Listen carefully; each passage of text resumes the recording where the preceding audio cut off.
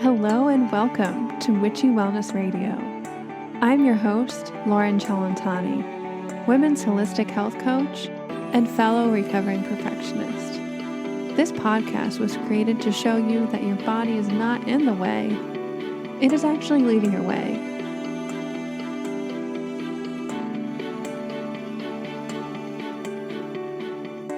Hello, everybody. I am your host again, Warren Chiropractor, and you're listening to episode number 51, Climbing to Alignment with Dr. Tim Warren. Now, Dr. Tim is all about teaching us that pain is an emotion, and he teaches how to end back pain and enable yourself to get back on the bike or your board or your trail, whatever activity you used to love to do that you no longer can do without the drugs or the doctors or the deductibles. And he shares his awesome, heroic journeys of his own back troubles and how he climbed Mount Everest and actually successfully came back down through the power of visualization. So not only is this a great inspirational kind of hero's journey story, but Dr. Tim Warren shares so many useful tidbits about the neuroscience and the epigenetics and the truth behind back and chronic pain and how, here, listen to this, 30% of people with bulging disc on an MRI do not have any pain. 30%. And he teaches us how our perception and how the fear actually enables that pain. So if you know anybody who's going through any chronic pain who could benefit from listening from this episode today, I encourage you to please share this on with them. You never know what one little clip can do to inspire their journey and get them on their healing path, which we touch on how important that fear and our emotional state is, especially right now, the state of the world under quarantine or shutdown from the virus. And it's teaching us all to step up, look at our lives, and approach things differently. And with that time, tuning inward, over here at Witchy Wellness Radio, we are starting to do things differently too. We now have a new logo. I am sending out promotional videos and audiograms, but most importantly, you guys, we are now on YouTube. So if you head over to the show notes, you can click on the link for YouTube and watch this entire video episode of Dr. Tim and I. I'm really looking for ways to add value, to add interest for you guys, because the people that we have on Witchy Wellness Radio, we handpick, because I think that each person has a beautiful, poignant message that needs to be heard. And this season of Witchy Wellness Radio is going to be like no others before. All of our episodes are going to be very timely, maybe even different than what you're used to hearing, but especially for the state of the world right now. And I'm so excited to share them with you. And as always, I would love to hear what you guys have to think. If you haven't subscribed already, please subscribe in iTunes or podcast app.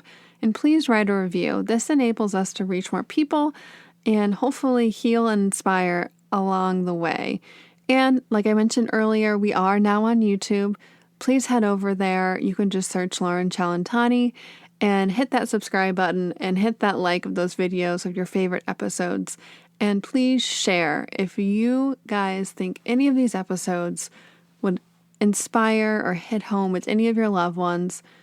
More than ever, please share, because I think everybody needs that little bit of dose of inspiration to keep them going. So without further ado, I'm so excited to launch this new season, episode number 51, Climbing to Alignment with Dr. Tim Warren.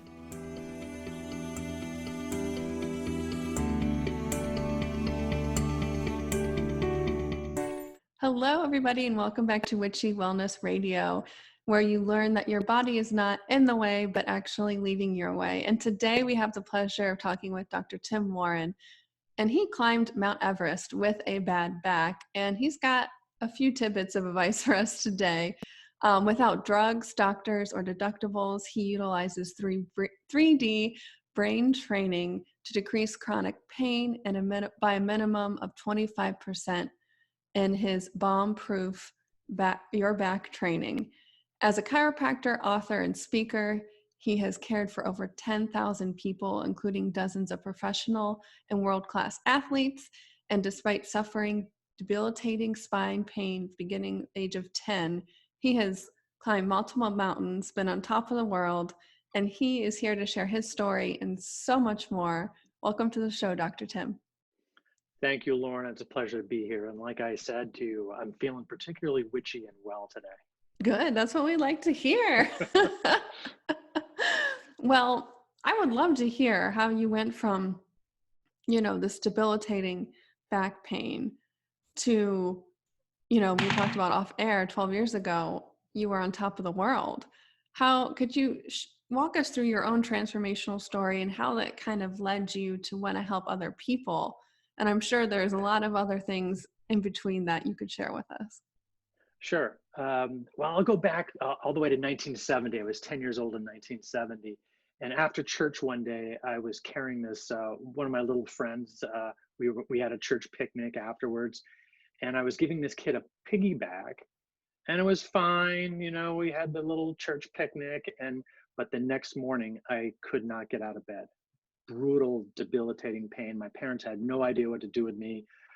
So I just stayed home and couldn't go to school for a while, whatever, just out of the blue. And it turns out that I had what's called a kind of a developmental fracture in my lower back called a spondylolisthesis. Probably a lot of people have them. Most of the time they're asymptomatic, no symptoms, but it happened at a pretty much kind of an early growth time for me. And so that has led me to, for lack of a better word, have a little bit of a weak spot for my entire life. But it went away. And then in 1972, a couple of years later, I was very inspired by watching the 1972 Summer Olympic Games. And I was going into the 7th grade, going to be going into junior high. And I saw Frank Shorter, a guy from Colorado, win the Olympic marathon for the United States. And I was like, that's the coolest thing I've ever seen. 26 miles and gold medal for America. And that started the whole running boom. There was a huge running boom in the 70s and the 80s. And I got caught up in that. And so I was going into the 7th grade and I went out for cross country and track. And that started a lifelong, to this day, and I'm 60, by the way, I just turned 60 a week ago. And a lifelong, interest in endurance training and running and triathlon and climbing mountains and all that kind of stuff. But it all began by watching the Olympic marathon in 1972. And I read everything that I could read at that time in junior high about nutrition and fitness, and the headspace of world-class athletes. I was particularly drawn to that. And so I knew in junior high that I was going to do something in the healthcare profession. And I thought, I'm going to be a physical therapist so I can help athletes, I can work with people, it'll be great.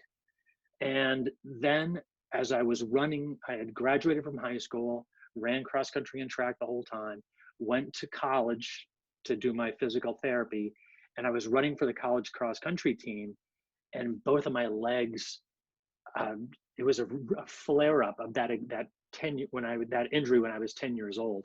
And I had brutal sciatica down both legs. Nobody diagnosed it properly. I was going to all the doctors that the school sent me to, and they were just shooting me up full of cortisone on a regular basis, and I didn't get better at all. And I couldn't run one step for 9 months, literally. And so then this guy in the running community said, you should go see this chiropractor, he runs. And I had never heard of the word chiropractic, had no idea what it was. Couldn't even spell it. And but I went because this guy ran. And so I went to see this guy.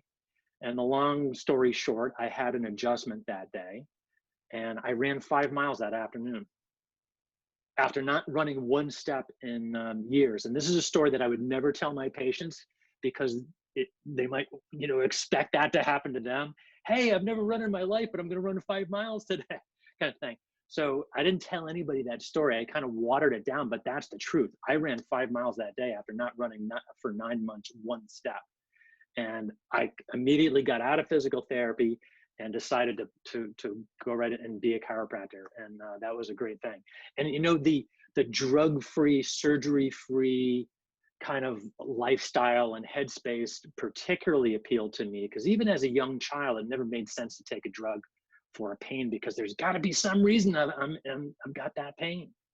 So that launched me on a 25-year career. I had a very successful chiropractic office, and that's how I got into it. But here's how I got out of it, which is probably a more interesting story. And I was pretty stable for most of those years. Occasionally, my back would flare up, you know, because it's odd, because I'm bending over patients all day long. So it's not the ideal body mechanics. But about 3 years after I climbed Everest, and I'll go into that story if you'd like later on, I went down, I was seeing patients in my office, but before class, I had to throw some trash out. And so I went down to my cellar in my office. I grabbed a box. I inadvertently grabbed 2 boxes, thinking it was one. Didn't weigh much. It was less than 10 pounds. And my back went completely out, and I barely made it through the day. I took care of all my patients that day. And I never would have guessed that that was the last day that I was able to see patients in my practice. I couldn't go back to work. I couldn't walk for months. The pain was so debilitating. And my headspace was, pity poor me.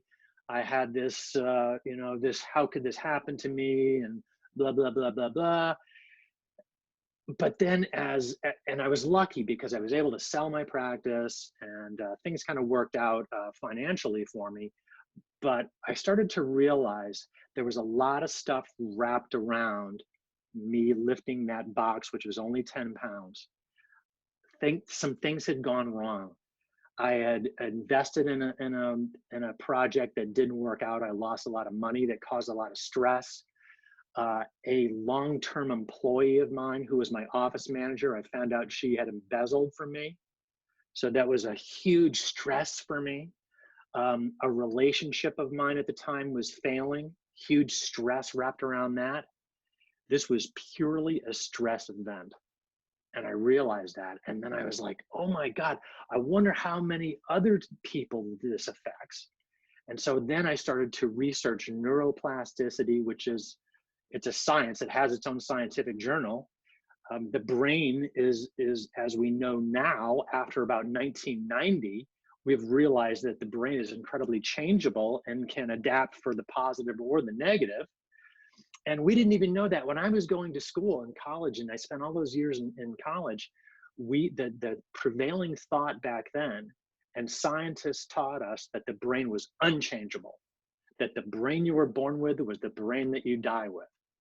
And we know now that is completely wrong. So once we start to kind of think that we know everything that there is to know scientifically, we don't. So that experience of getting out of practice was just a huge wake-up call. But it took me a couple of years to be open to the idea that had happened to me, because my idea of myself was, I'm a world-class athlete. I climbed to the top of Mount Everest. I've been an athlete since I was 12 years old. I'm unbreakable. I'm unstoppable. I can control everything that can potentially happens to me. And then so I had that all of a sudden was a realization and an awareness that I wasn't bomb-proof and that I had a lot to learn. And so for the last dozen years or 10 years, I've been kind of researching neuroplasticity and brain training. And I realized that it's kind of known in some circles out there, but for the vast majority of Americans, and I'm going to surmise around the world, it's barely known. So it's my purpose, my mission, purpose, and destiny to get this word out, that we have more control than we think. And my particular niche is in chronic pain, because that's my bread and butter. And that's a big one, though, because that's causing our country billions and billions of dollars. It's the biggest cause of disability is lowly back pain. And I'm here to say that there's a much better way. And not that we have all the answers right now, but there's a lot of good stuff out there, not just by myself and my courses and my training, but there's a lot of other of my colleagues that have some really super great stuff. But, you know, pain is an emotion. If I can get one thing across, pain is an emotion. And our health scenario, our health world out there is all about labeling. You have arthritis, you have a bulging disc, you have a herniated disc, you have spinal stenosis. And these are labels, but you know what? You're young, Lauren, but right now, if I could do an x-ray right on you, I guarantee you I could find some arthritis someplace in your spine, and you'd go, oh my God, I have arthritis. And what does that do to your psyche? Well, I better take it easy. I better slow down. I better have fear over this. The absolute worst thing that can be done. So even myself in my practice, being unaware and trying to do my best for my patients, I probably overscared some of my patients by sharing an x-ray that had arthritis or an MRI that had disc herniation. The truth is 30% of totally fine people with no pain have a bulging disc on an MRI with no pain. It's a normal thing. The vast majority of cases, arthritis and disc problems and all those things that are horrible when people hear them or they're presented the wrong way, are completely normal. And if they do have pain, you got to look inside, because that pain is usually an emotion. So anyway, that's a little bit of a tirade on my beginning, but so that's a little bit of my story and where I come. But let me just back up the bus a little bit, because people love to hear about Mount Everest, and I love to kind of talk about the story a little bit. So why mountain climbing? Well, my parents were crazy, and they're still crazy and awesome, and they're in their late 80s, very active. They live in Virginia, the state of Virginia. And but growing up in Rhode Island, every time we had a vacation, we would get in this rusty pickup truck and go to New Hampshire or Maine and would camp out. You know, my dad built solar homes. My mom was a part-time nurse. And I just kind of thought every kid had this opportunity to go camping all the time. Well, that it does not really. And then in 1975, when I was 15 years old, my brother, my sister, myself, and my parents got in that same rusty Dodge pickup truck, and we drove across the country, and we went to all the national parks, and we camped and we hiked. And as kids, we were all totally hooked on the outdoors at that particular stage. It was such a cool thing. And that just kind of started I had already been a runner, but it was backpacking and hiking was a big part of my life too. And then that gravitated to technical climbing. Technical climbing means with ropes, and you know that if you fell, you'd need the rope to protect you and all that type of climbing. And in the early 90s, after a bout of doing triathlons for a few years, I just got that technical climbing bug and started to climb and started to take classes all over like in New Hampshire, it's really good rock climbing and ice climbing in the winter. And then I decided to go out to Mount Washington, to the state of Washington, and climb Mount Rainier, which was the American mountaineering mecca for learning. So I went out there and took a 6-day class, loved it. And I thought, I'm going to climb one place in the world every year. And that was my goal. And so I went to Africa and I climbed Mount Kilimanjaro, which it's not a technical climb, but it was my first bout of high altitude. It was about 20,000 feet. And also my first bout of altitude sickness, which is the worst thing. Have you ever skied in Colorado or anything, Lauren? No, but I've gone hiking in South and Central America. And okay, great. What's your high point elevation? I can't remember now. Probably close. I mean, in Quito, it's the highest capital in the entire world, and we climbed a mountain. I think it's 13,000 feet in Quito, right? Yeah, so we climbed the mountain outside of it, which I'm blanking on the name. So I'm assuming it was probably at least 5,000 to 6,000 more meters. Elevation. Yeah, or feet. Yeah. Okay. So it probably was close to 20, but I remember Yeah, I didn't get altitude sickness, but it definitely slows you down. Oh, big time. Yeah. Well, yeah. And, they have oxygen bars in Quito because people get off a plane and they're Mhm. sick right away. But, the hard part is there's usually like a 24-hour delay of Yep. getting sick, and then you're out. I kind of describe altitude sickness as having like the worst hangover of your life, having a migraine, and having a railroad spike go right through your forehead, and running on a treadmill that's uphill while breathing through a straw. That's kind of describes what altitude sickness is like for me. And I always got sick because I come from Rhode Island.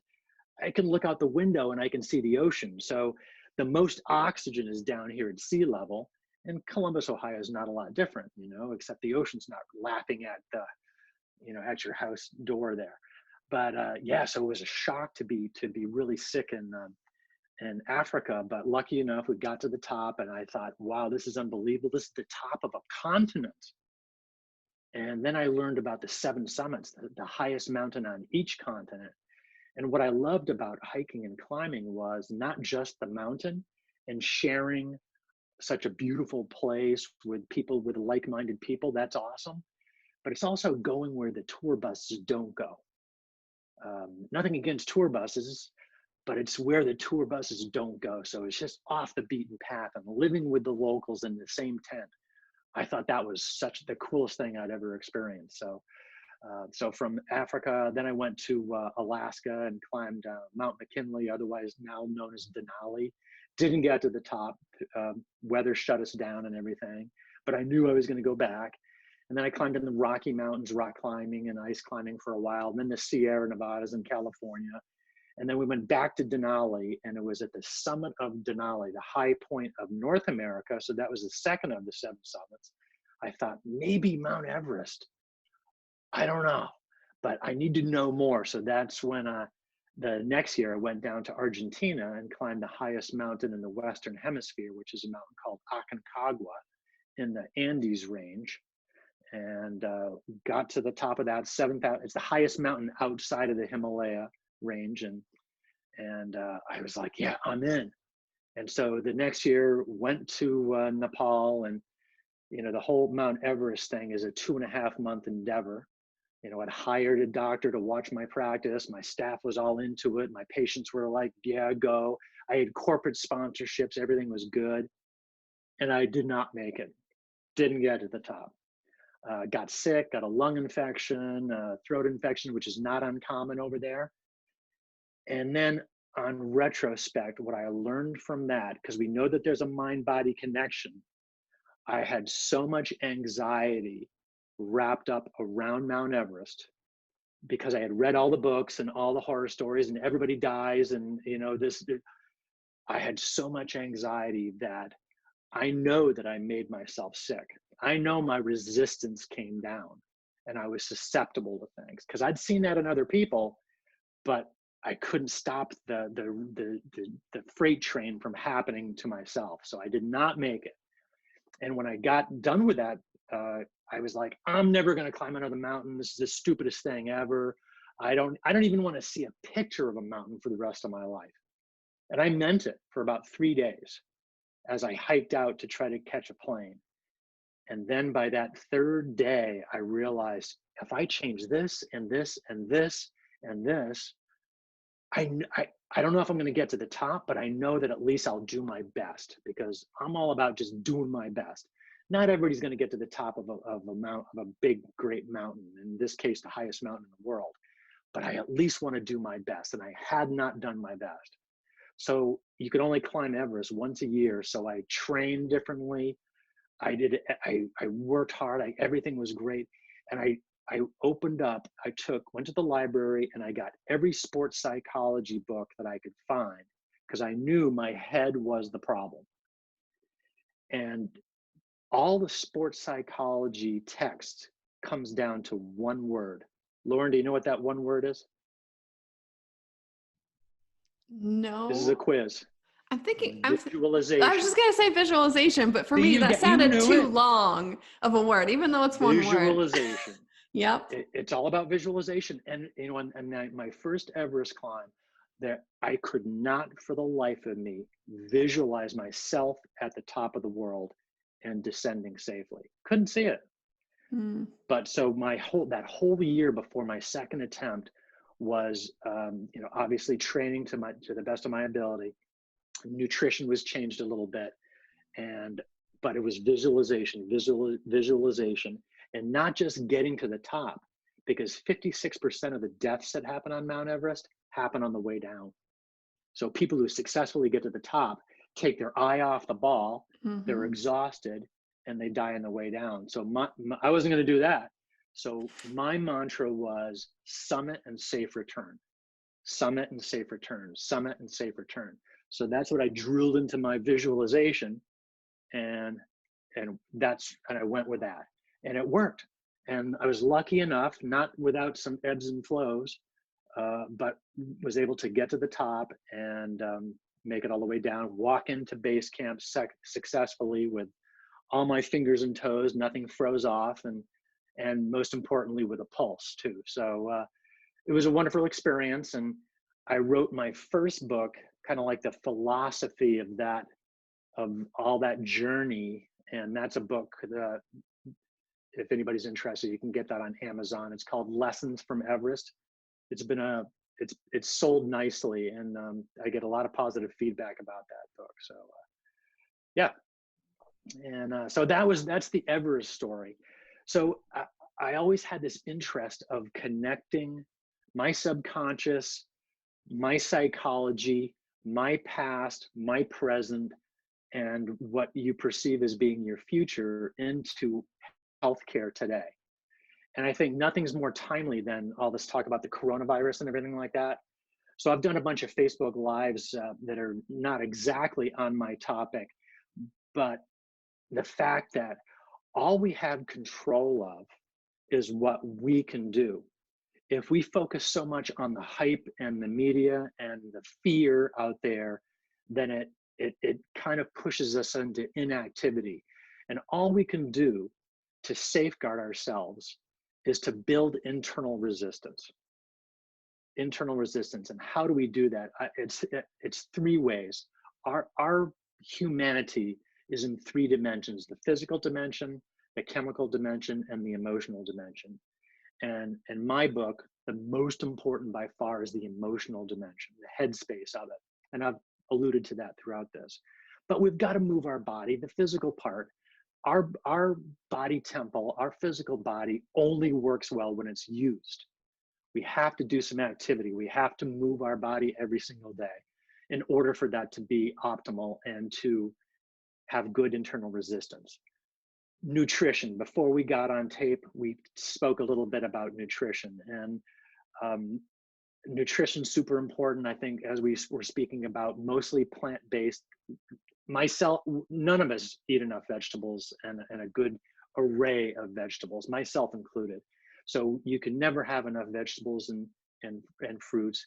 Minimizing the synthetic aspect of our fast food way of life out there. So nutrition is superior important. Nutrition mainly in the form of nutrition, but it's also the air that we breathe and the water that we drink. So that's super important. But the main thing is the emotional aspect of it, which is the biggest ticket item for internal resistance. And one of the things that I've observed recently is it seems like people are in kind of two camps. The people that are primarily hopeful and the hope-based, and the people that are primarily fear-based. And so observe which one you are and see if that's working for you. I've always been primarily hope-based. I just, the proverbial glass is half full. And I hate that analogy because it's totally a cliche, but you know what I'm saying. So, but I think if you're fear-based, that is going to lower your internal resistance in my book. So just observe yourself, have a little experiment and observe others, and you could probably, see those traits in other folks. But I'm not sure if you can even change that unless it's in your DNA that we're either hope-based or fear-based. I don't know. But if it is not in your DNA, then I would think it would be important to kind of work on that. Another little 100%. analogy that it might be hopeful for some of your folks is I call it the dashboard principle. So when you're sitting in your car and you're driving to work, you have your windshield and you're looking out your windshield, you're looking down the road. That's kind of like your future. So you're looking beyond, that's your future. But your internal dials, like your gas gauge and your speedometer and your oil temperature, that's kind of the present. You can look down there and you can glance at those and you can see how your present is. Those are some right there. And your mirrors, your rear view mirrors, your side mirrors, that's like your past. So our past, and especially when I work with people with chronic pain, past is a big thing. Past traumas and hurts and all the psychology and the layers, almost like layers of an onion of your nervous system, wired to maintain that, to hold on to that hurt and that trauma. And the first thing that we do in my trainings is just be aware of that. It's not like you're actively going to go in there and change that, because it's probably always going to be there. But when you can look at it like you're looking in your rear view mirror and you can be objective with it, the whole world changes. And often that can be enough in some cases to let go of the chronic pain. And again, just like I ran 5 miles after my first chiropractic adjustment, I've had some people that with that awareness that it was not a physical problem that was causing their chronic pain, but it was a construct constructed by their chemistry and neurology. The pain went away and never came back. I can't promise this for everybody, but it's just like one of my mentors, Dr. Sarno, MD, who kind of came up with this mind-body medicine. People would get halfway through his book and they'd be cured. And it's the same principle because they saw themselves in there. And again, some people, if you're hope-based, you're going to be more open to this. If you're fear-based, you're not going to see it. You're not going to see that truth. So anyway, I know I went on a long rant there. Oh, it makes my job a lot easier, but I enjoy listening. I'm all into what you're talking about. And I think a little extra note on that fear versus hope-based, when you are visualizing something, your future, and you keep getting thrown into that fear-based, that's when your past is taking over. That's when you got to kind of do that deeper look and be like, all right, what am I holding on to? What's going on? And it's not like this one easy fix like that. Doing this work, you're going to uncover shit. And that's why you're doing it. It's to release it and let go. And I help more so health coach with women, and same thing with digestion or chronic pain. When you get stressed out, your body's going to react and your digestion's going to shut down, reproductive organs shut down. It's just like body chemistry 101 when we're in this fight or flight. Yeah, exactly. Your nervous system learns, and that's how it becomes chronic. Mm-hmm. It was funny. When I got into practice in the late 80s, everybody had an ulcer. Everybody had an ulcer. Well, I got an ulcer. Everybody was on medication for ulcer, until it became generally accepted culturally that ulcers were not real. They were emotion-based. It was a mental construct. And then it took about 2 years and nobody had an ulcer. Nobody had an ulcer. And then it became back pain. Back pain became this huge expanding thing. And because people haven't quite realized that it's a head thing. Isn't that amazing? So, when I do my job and I educate everybody on back pain and neuroplasticity, it's probably going to go to something else, maybe big toe problems or something like that. But there's going to be something else until we evolve as a species to realize that there's a mind-body connection, and it's not woo-woo. Now, what I don't want to say, is that the pain is not real and it's all in your head. Pain is real. And I tell my clients all the time, your pain is real, 100% real, and it's not your fault. But here's what's happening. And we talk about the neurology and the nervous system and how it's a vicious cycle of that. But I never want to get across that it's a psychosomatic thing and it's not real and it's a figment of their imagination, because it is absolutely real. Another example of that that's pretty wild is have you heard of phantom limb pain? Some people have lost they've been in the war and they're losing an arm or a leg, but they can feel it. They can know where it is in space, and often it's incredibly painful or burning. And it's not even there. The organ is not even there. But their brain, their nervous system has created the pathways that have linked to that. And until they learn to shut that down, which is possible, it's going to continue. It's pretty amazing. And the same thing with placebo effect, which is what got me into all of this. I started probably 5 years ago digging deep into this, more so with Bruce Lipton, Dr. Joe Dispenza, which I just realized I have his book behind me. I have it over there too. Well, one of it is so it just researching that, which most people know what placebo is. Every scientific study relating medication or surgery, there's always a control group for these placebo effects. Right. And that right there, to me, once I really looked at it, I was like, we're a lot more powerful than we think we are. No kidding. Totally. And epigenetics, which I'm sure you kind of alluded to, which kind of ties this all together. We can influence our DNA, and we can influence ourselves at the building blocks of life. How we live our life is the most important thing, physically, chemically, and emotionally, because all those improve our epigenetic internal resistance, if you will. Yeah, which means we're turning off and turning on different genes based on how our nervous and our chemical and our emotional systems are retraining, which is to me, mind blowing. Yeah. And I forget if it was in Nature scientific journal. It was a bigger scientific journal. They just published the emotional event they've actually recorded epigenetically can be passed down up to 13 generations. Right. So is it any wonder that trauma, old trauma, and let's even say old racial biases can be passed down? Yeah.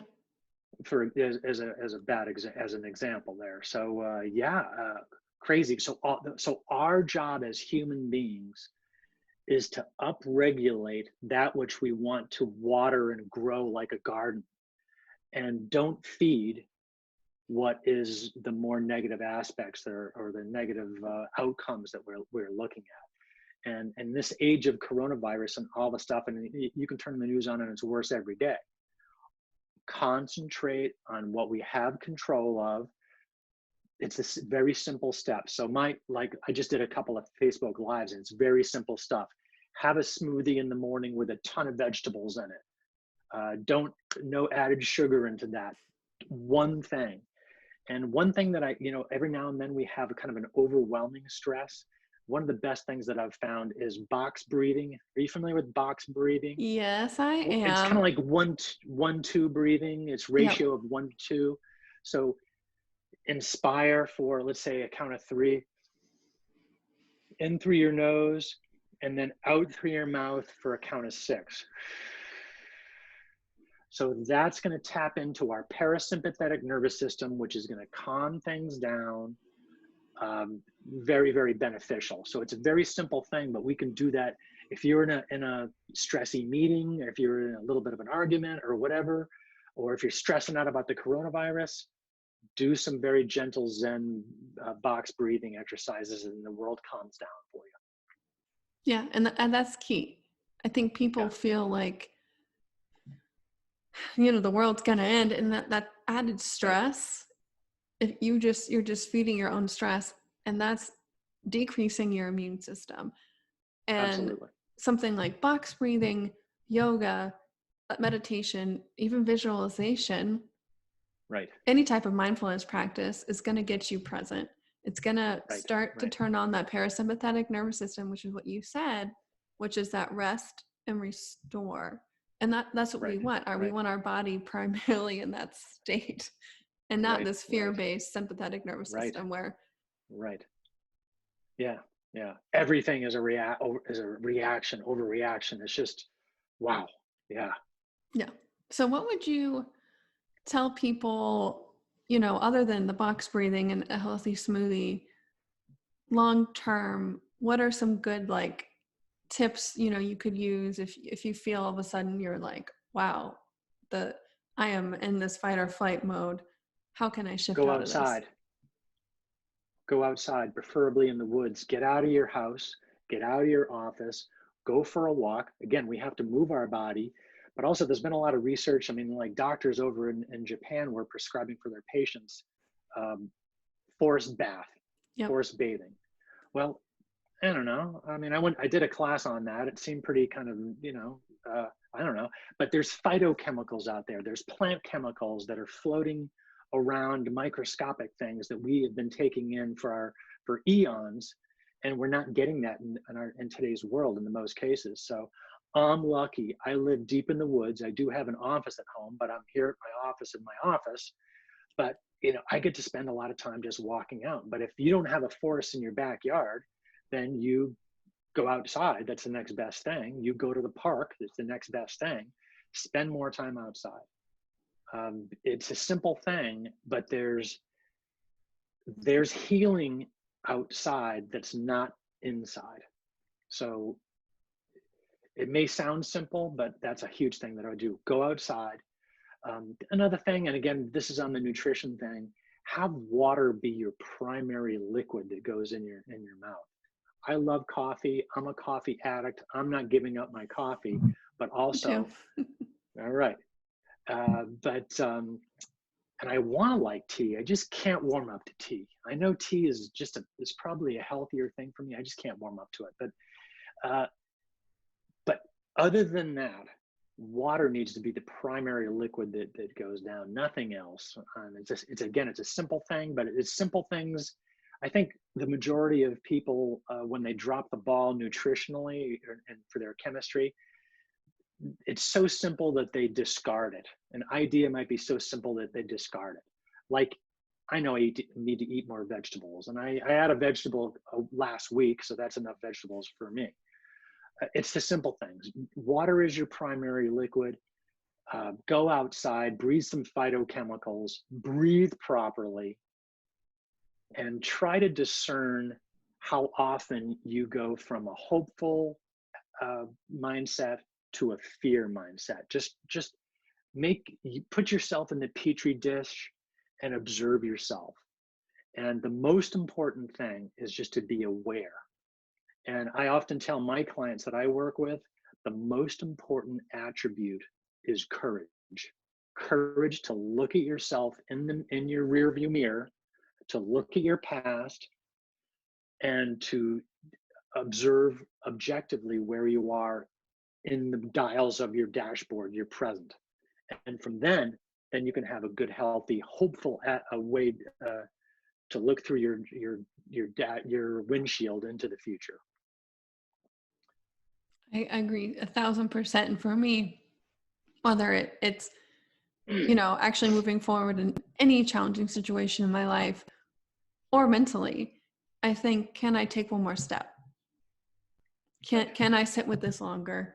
Can I actually physically take that one more step? And that's all you need to do, because sometimes when you haven't addressed a lot of these rear issues, it can feel like a freight train. And, there's a reason that you suppress. Right. And the tagline of the show is hitting what your whole messaging is, as we say, your body's not in your way. This chronic pain's not in your way. This digestive issue is not in your way. It's leading your way. It's getting you to wake up. It's that wake up call, and it's just going to keep getting louder and louder. And, hello, we need to address these things. And the work that you do through chronic pain is a beautiful way to open up people, our consciousness, and to really, I think we're at this breaking point. Here's these hopeful people, here are these fear-based people. the next phase of humanity is us connecting that mind-body connection like you're teaching, and learn to integrate all this wisdom and be the masters of our bodies, our emotions, and our minds, Right. and our lives. Right. Yeah. Right. Yeah. And Dr. Sarno said that the purpose of pain was to distract us from the real issue. I thought that was just gold. And if I could just say one analogy about taking a tiny step forward, like you just mentioned at a time, in climbing, when you're rock climbing, sometimes you get stuck.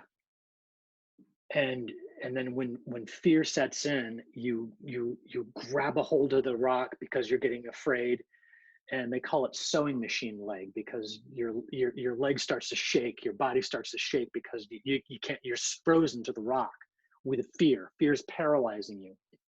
And then all you need to do is to move up 1 inch. Just go up on your tippy toes, make one tiny step up or one move with your hand, and the whole world changes. And then the way is exposed, and it's open, and it's like a gentle sidewalk to walk on, but you didn't see it because you were down there in fear. And it's just, the whole world changes with a small step. And I think you hit it nailed right on the head. It's, for me, this is an Einstein quote: you can't solve the problem with the same level of consciousness that created it. Right. In a nutshell, that's exactly what you did. Is like that one step forward. You're not going to see that opportunity. You're not going to see that future when you're paralyzed by this fear mentality. So beautiful. I would love to keep talking, but I'm going to wrap this up a little bit here. Was there anything else you wanted to cover, or, how can we get a hold of you? How else do you help your patients if somebody might be interested in working with you? Thanks. Well, I do all my coaching online, and I have just, if anybody wants to learn more about chronic pain, and if you or somebody you know has chronic pain and you want to get active, you're not active, you used to be active, and you want to get back on your paddleboard or back on your bike and back on the trail, then I have a couple of free downloads with some information that I know you'll enjoy. And so maybe I can give you the link for that afterwards. I can just send it to you. That would be cool. Again, I have another book it's an awesome book, and it's sold terribly except for the first week, and I'll tell you why. It's called Feet, Fork, and Fun: How to Fail Your Way to Fitness. And Jack Canfield from Chicken Soup from the Soul is right on the cover. He gave me a nice blurb, and it went to #3 in Amazon's bestseller list for about a nanosecond, and then it came off. And then I realized why is because people are problem-based. Our human brains are kind of problem-based rather than big picture-based. So what I'm doing right now is very problem-based. Yes, I can decrease, I have yet to meet somebody that I can't help in 6 weeks decrease chronic pain 25% if they do what I tell them to do and work through it and have the courage to do it. But it's problem-based. So I've been way more successful with this coaching program than in writing books. But that book, there's still a lot of very valuable information on that. You can also get that on Amazon. Just Google my name, and then that'll pop up. So yeah, download my downloads, read those 2 books, and reach out to me. I'd love to have feedback, comments. You can follow me on all the normal channels, and really, Lauren, it's been wonderful speaking to you, a kindred spirit, a person who gets it, and also a person from the great state of Ohio. That's awesome. Yeah. Well, thank you. Likewise. And I know the listeners are going to be very grateful for all the information that you shared with us today, all the nuggets of wisdom. Very impactful, very impactful. Great. And I always love challenging our guests. Thank you for showing up and serving us today. I always like to challenge you in asking, how may we, the listeners, be of service in return for you today? Yeah, your listeners would be of great service to me to do what I call the 5-day chronic pain challenge. And so if you have chronic pain, this is the easy thing for you. If you have any digestive issues, it works for that too. Almost any malady. And again, it's to observe yourself and have an awareness about how your past and your present and your future and your overarching humanity, are you hope-based or are you fear-based? How all that background personality stuff, how that impacts on the condition or the label of the condition that you've been diagnosed with or that you believe that you have. And in 5 days of awareness and having the courage to really look at yourself, I challenge you not to have that improve at least microscopically in a right direction.